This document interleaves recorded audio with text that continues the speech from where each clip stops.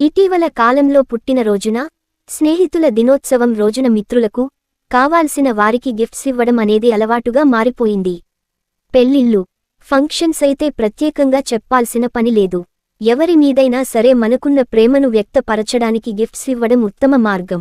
అయితే జ్యోతిష్య శాస్త్రం ప్రకారం కొన్ని రకాల గిఫ్ట్స్ తీసుకుంటే మీ జీవితానికి అశుభం కలిగే అవకాశాలు కూడా ఉంటాయి.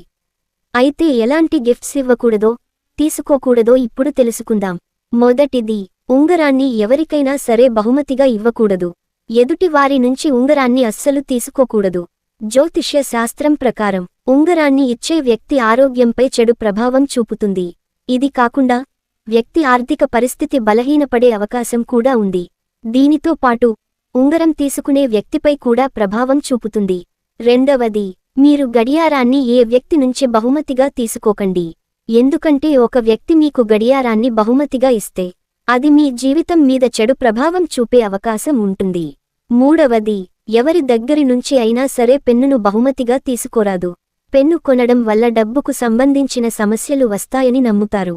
అంటే వ్యక్తి ఆర్థిక పరిస్థితిపై ప్రత్యక్ష ప్రభావం చూపుతుంది. నాల్గవది, ఎవరికైనా బూట్లు లేదా చెప్పులు బహుమతిగా ఇవ్వకూడదు. వీటిని పేదరికానికి సంకేతాలుగా పరిగణిస్తారు.